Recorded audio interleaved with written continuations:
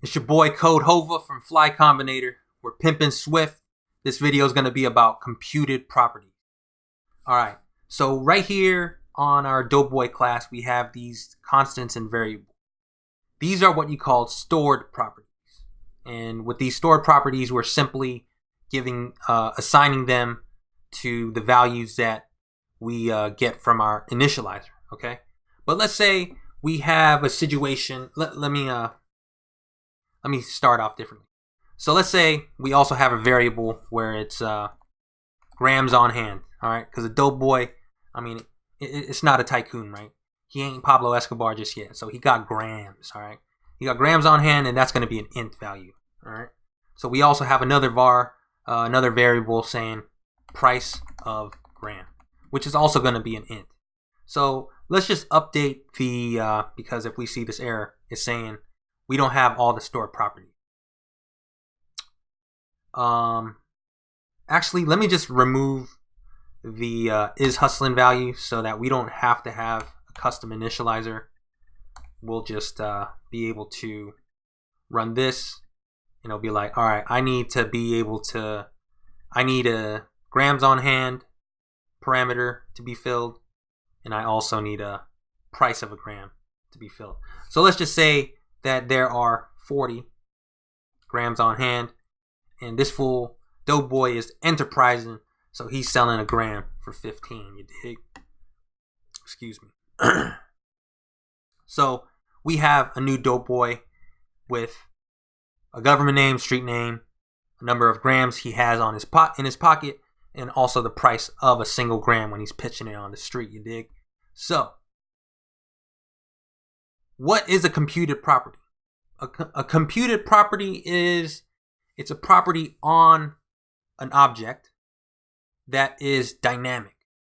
So what it could be in our case is, well, you have to first declare it as a variable, because if it's a constant, it can't ever change. But a computed property is always changing depending on the properties of that object.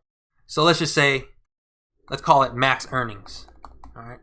Because Doughboys, they're always thinking about, yo, when I pitch off all this, I'm going to have this much money at the end of the day to be able to get this, to get that, to double up, to buy a new whip, right?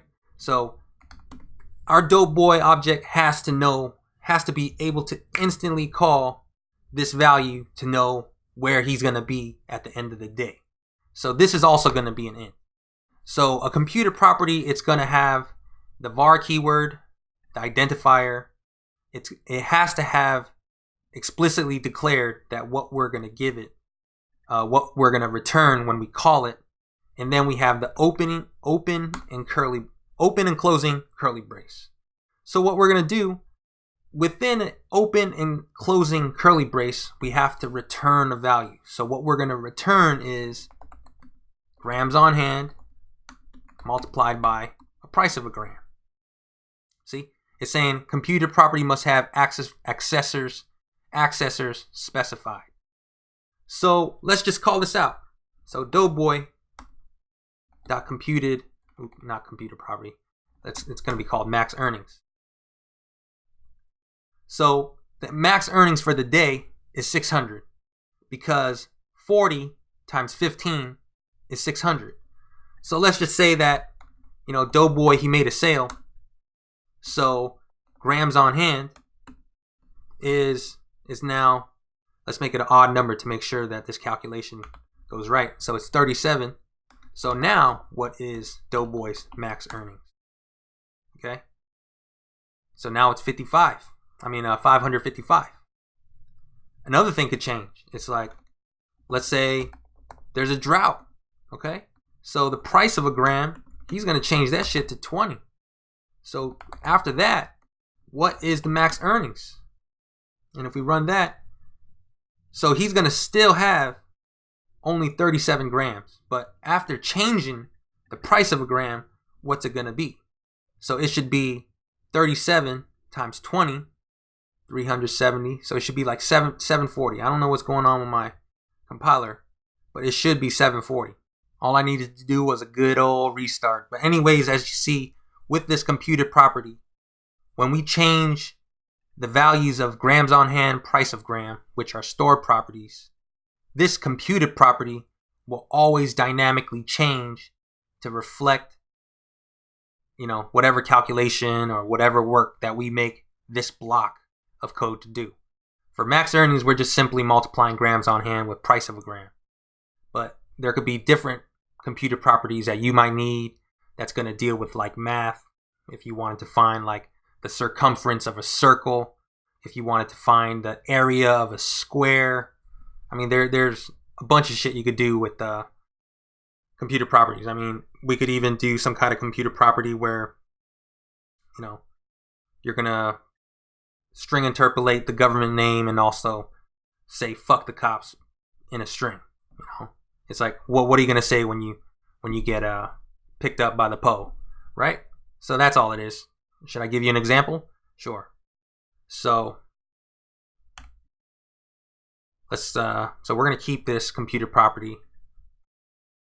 We're going to create a new computer property called speech to 12. And this is going to be a string. So again, the var keyword, the identifier for the computer property, the explicit type of what it's going to be given you when you call it, open and closing curly brace. So what we're going to do is return a string interpolation of, well, he's not going to tell the cops. Or maybe he'll say this, all right. My name is